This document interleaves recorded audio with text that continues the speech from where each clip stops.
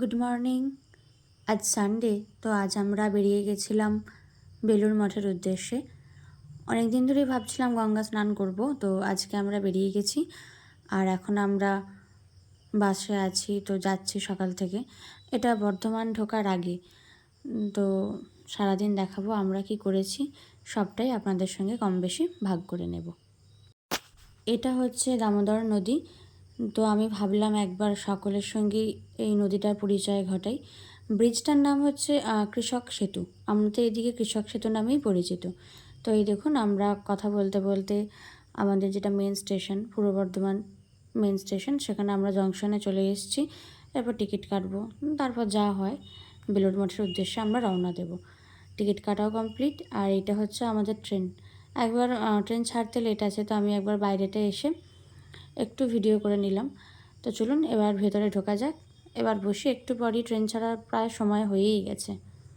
আমাদের ট্রেন ছেড়ে দিয়েছে, আমরা আস্তে আস্তে পূর্ব বর্ধমান ছেড়ে বেরোচ্ছি। এটা মেনলি হাওড়া কড যে রুটটা হয়, আমরা সেই রুট ধরেই যাব। আর এরপরে আমরা যে বেলুড় মঠ স্টেশন যেখানে, সেখানে নেমে যাব।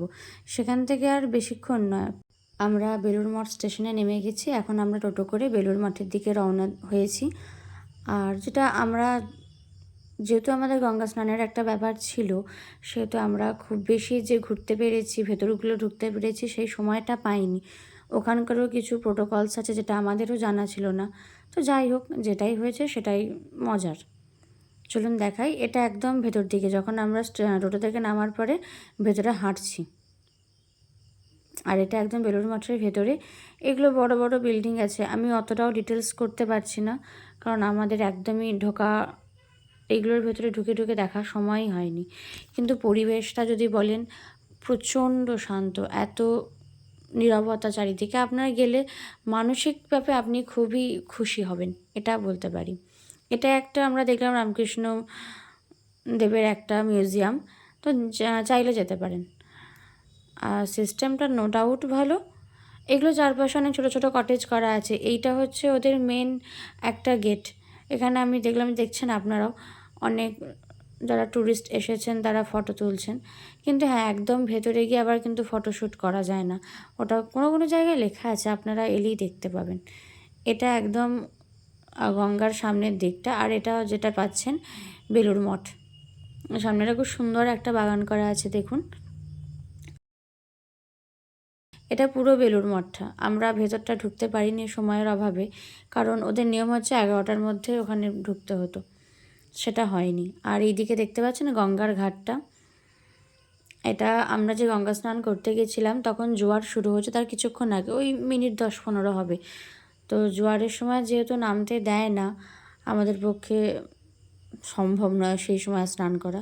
তো আমি ভাবলাম পাড়ে দাঁড়িয়ে একটু ভিডিও করি। তো আপনারাও একটু আমার সঙ্গে জোয়ারের আনন্দ নিন।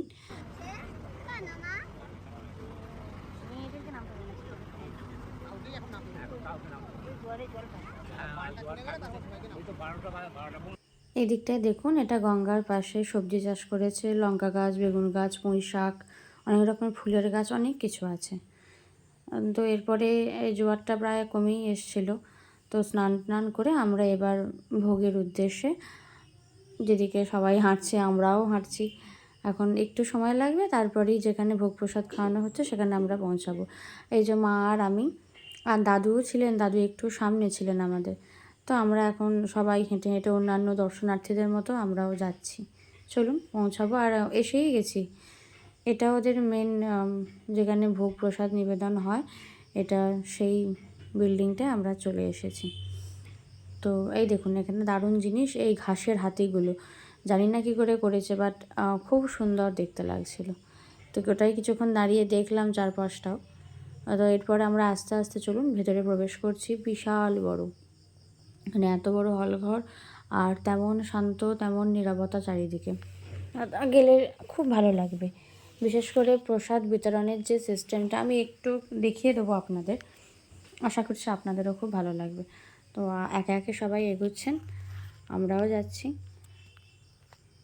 চলুন। তো আমরা এসে গেছি। এরপরে মা আছে সামনে, তারপরে আমি, দাদু একটু সাইডে আছেন। তো সবাই মিলে এবার আমরা বসবো। আর দিক থেকে ওদের সার্ভ করা শুরুও হয়ে গেছে। আমাদের প্রসাদে ছিল খিচুড়ি, একটা সবজি ছিল, আর পরমান্ন ছিল, আর আমের চাটনি ছিল। খুব সুন্দর, গেলে আপনাদেরও ভালো লাগবে। আর একটা বিশেষ কথা, এদের যেটা আমি দেখলাম যে কুপনের কোনো পার্টিকুলার অ্যামাউন্ট নেই যে এত টাকা করে প্রতিটা কুপন, যেটা আপনার সামর্থ্য হবে সেটাই দেবেন। তো চলুন, আমাদেরও ভোগ গ্রহণ কমপ্লিট, এবার বাড়ির পথে। এটা আমরা বেলুড় স্টেশনে এসেছি, এখান থেকে আমরা ট্রেন ধরে এবার বাড়ির উদ্দেশ্যে রওনা দেব। আজকের মতো এইটুকুই। সকলে ভালো থাকবেন আর সকলকে ভালো রাখবেন। ট্রেনও ছুটছে, এবার আমরাও বাড়িতে গিয়ে রেস্ট নেব। আর আপনাদের যদি ভালো লেগে থাকে অবশ্যই আমার চ্যানেলটাকে সাবস্ক্রাইব করে দেবেন। আজকের মতো চলি, টাটা।